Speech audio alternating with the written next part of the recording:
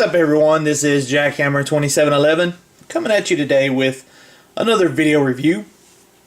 And right now what we're going to take a look at is the Masters of the Universe Classics Sweet Bee. Sweet Bee was the 2014 Club Etheria action figure for the month of October. As you can see, Sweet Bee comes packaged in the standard Masters of the Universe Classics mailer box with the big Masters of the Universe Classics logo right there, and of course her name, Sweet Bee, right there at the bottom. And then of course down here, as always on the packaging, you have your adult collector and Mattel logo there on the bottom. But whenever you open up the box, you have Sweet Bee in the packaging here. And I gotta say, I think it seems like I've read a lot of negativity about this this particular action figure online, but she's not that bad. You would have some people believe she's one of the worst in the line, but I actually take not too much of an issue with her at all. As you can see, she does come packaged in the standard Masters Universe Classics packaging, of course, with your logo there across the top. Your lightning bolts coming down either side. Big nice Princess of Power sticker right there on the packaging. And of course her name is Sweet Bee, and she is a honey of a guide, whatever the heck that means. But you know, it is that standard kind of yellow and green packaging that we've come to know with Masters Universe Classics. Of course, the bottom of the packaging has all the legal information that Mattel has there, and another Mattel logo here on the bottom right hand corner. Taking a look at the back of the packaging, of course you've got your Masters Universe Classics logo here at the top, and then also showcases a couple of other figures that were available in the line, such as Bo, Glimmer, Sweet Bee herself, Bubble Power She-Ra, and Natasha. Just taking a quick look at Sweet Bee's bio. Her new real name, according to the bios, is Beatrice Castle. And of course you have the nice character artwork right there. Looks like it's probably from the Vintage Style Guide. But there you have her bio there. If you want to pause and take a read there, feel free. And of course on the bottom of the packaging, MattelCollector.com, where collectors are king. And of course, collect them all. So there you have Sweet Bee inside her packaging. Really excited to get her open and get my hands on her, and you know, kind of take a look at her myself and kind of make my own assessments. But anyway, let's bust Sweet Bee out of her plastic prison and see just exactly what she's working with. All right, guys, we've got Sweet Bee there out of the packaging. And this is a pretty nice figure. I'm not really buying into a lot of the negativity that I've been seeing concerning her online. But we'll get into that in a second. But before we take a look at the figure, let's go ahead and take a look at her accessories. Surprisingly, she does not come with that standard Etherian style shield, and the reason why is, of course, I'm kidding, because of course she comes with it. It's the same sculpt, the same shield that everybody in Etheria gets. Apparently on the day they were born, everyone gets a shield, and it's made by the same armorer apparently, because they all look exactly the same. This one kind of has a goldish dark yellow color with a little bit of metallic gold detail, metallic yellow on the sculpted detail part of the shield. But of course Sweet Bee does come with her shield. If you've seen it once, you've seen it a billion times. Standard Etherian shield. Whoop-de-doo. She also comes with an alternate head. It's this helmeted head, and it's pretty nice. Very simple design. You know, you've got your yellow, kind of almost gold colored paint scheme there, and with it looks more blue on the screen, but holding it in hand, it is actually a purple color to the visor. The visor faceplate there is a purple color, very, very nice, really pretty, and it's ringed by this metallic yellow sculpted detail there around the rim. If you can see that there, it's really nice.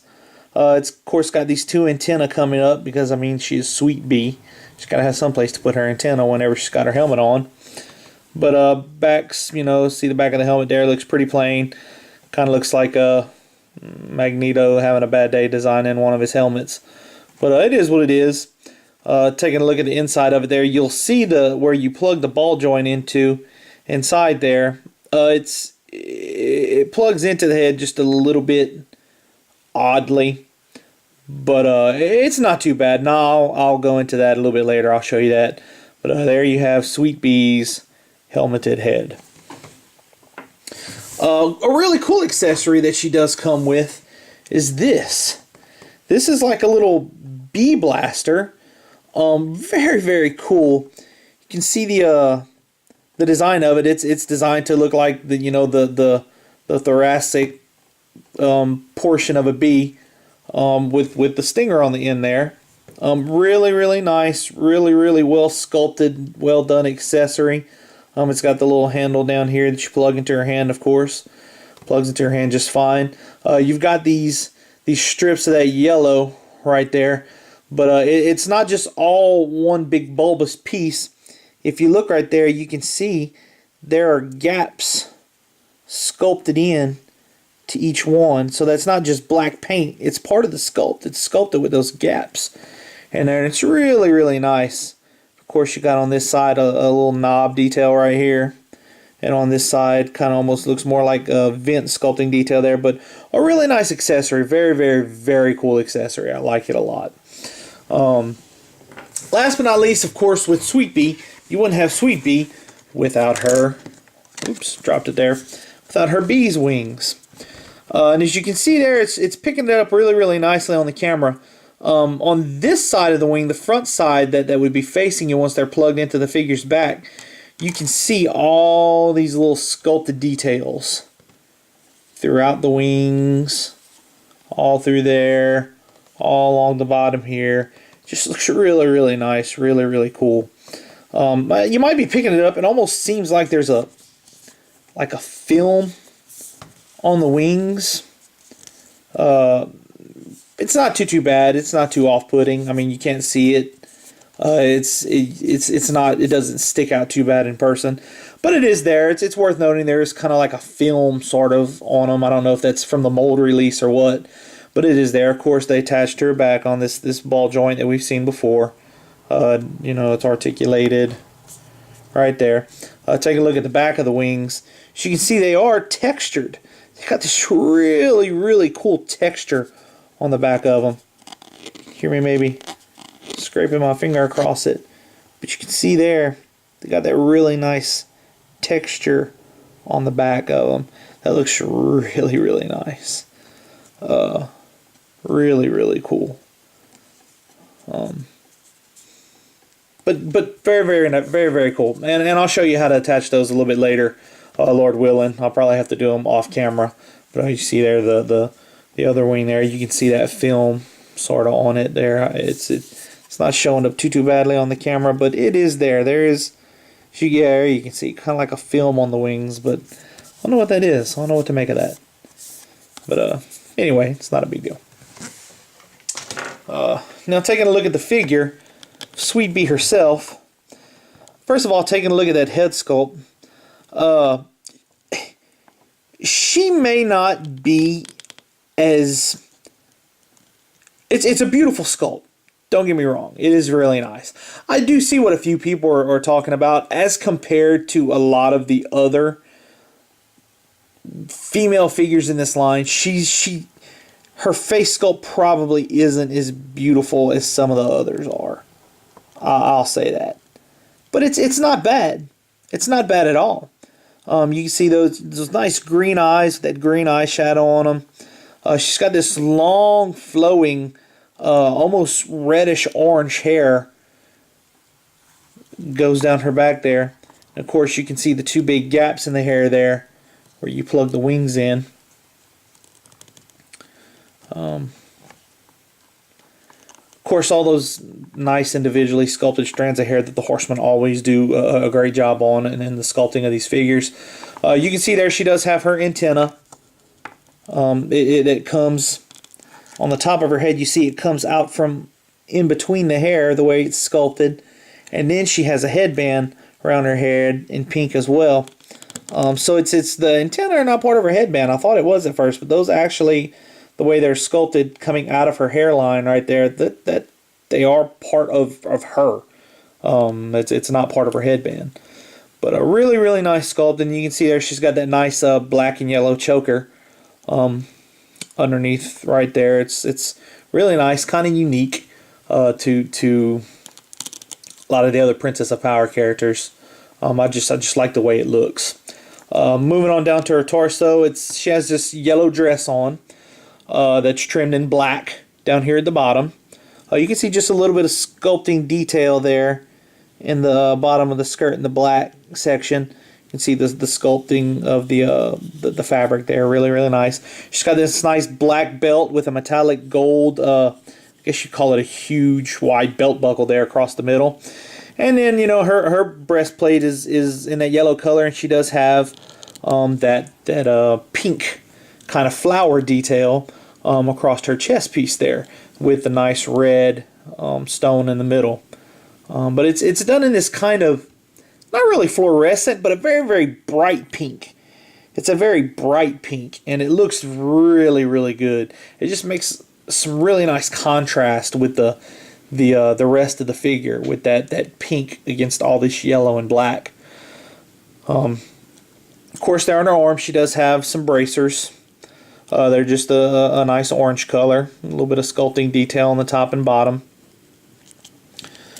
She's got these orange leggings on. The orange from the leggings matches the orange on her bracers, and they're practically the same color here and here as her hair is, as you can see there. So it ties in nicely together. But she's got those orange leggings, and then down here her boots look really, really cool. I really like the way this is done. It's a new sculpt here for these boots, and they've got this kind of crisscross design running up and down the boot, and then around to the back of the boot as well.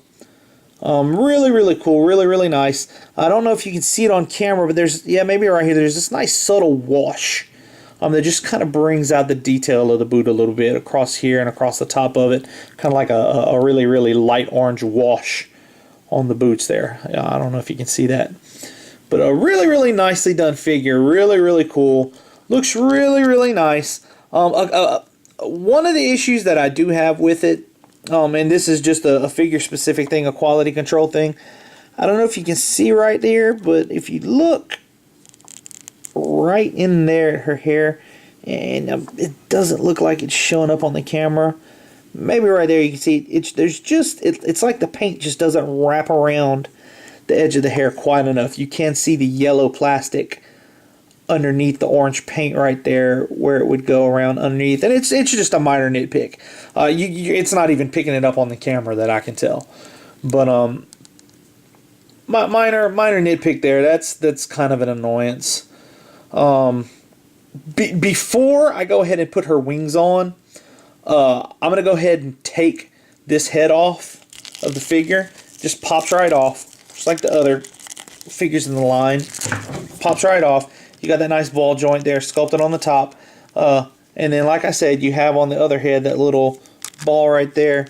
And it just plugs right in there. Pops on. And then this is how she looks with her helmeted head.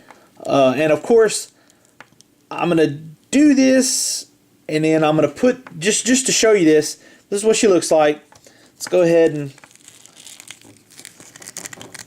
Man, that's on tight. Pop that head back off. Move that out the way. Put her standard head back on. I'll show you why I did that before I put the wings on. Do this off camera here. It's kind of difficult. There we go. Now that popped back on. Looking at the back, you can see there behind her hair the holes that the wings plug into. They plug in just like a lot of the other ones you've seen before.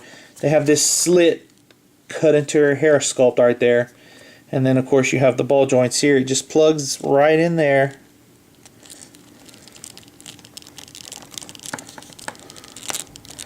Give it a push and it pops into place. And then of course you do the same with her other wing.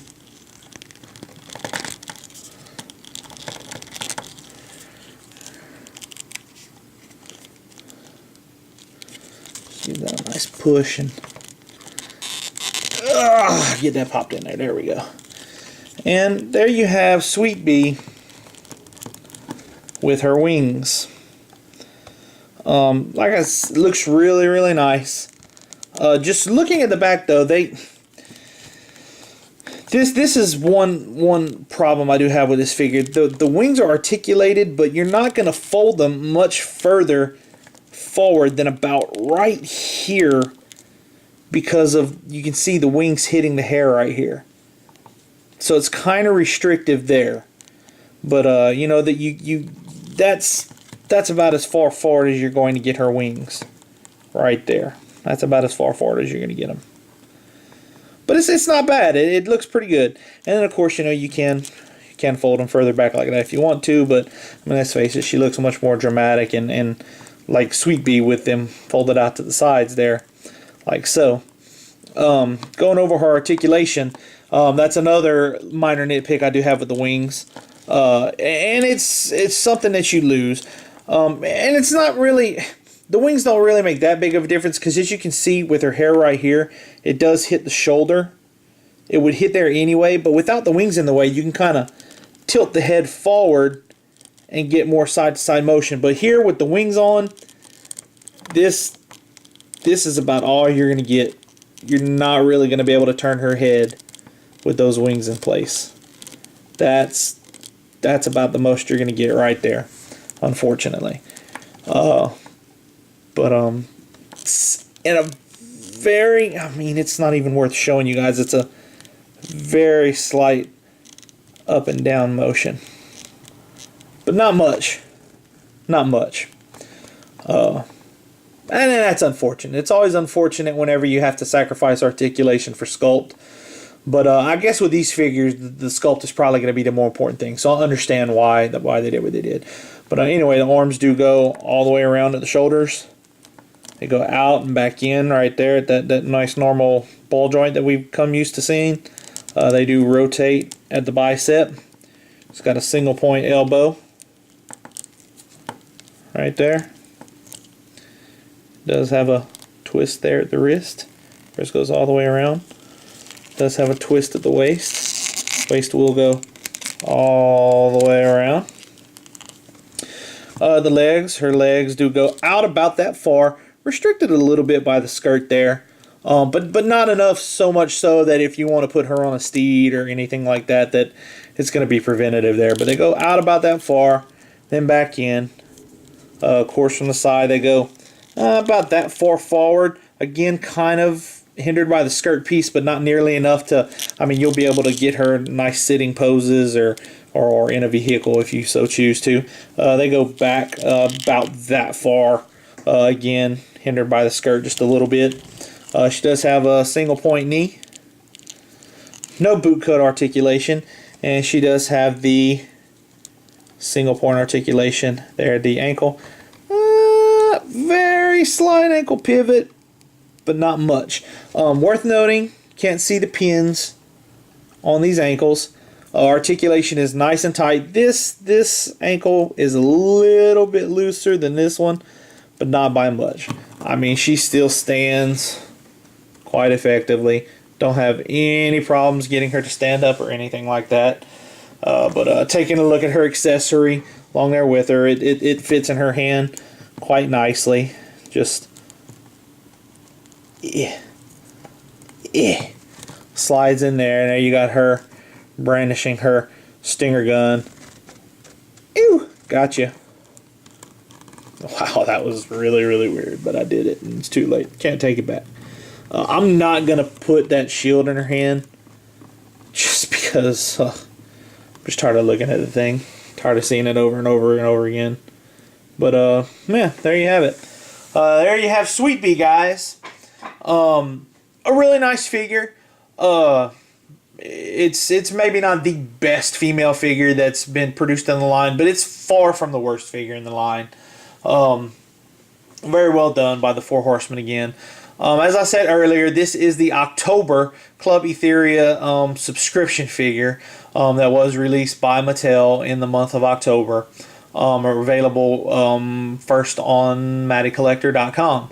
As always, guys, rate, comment, like, and subscribe.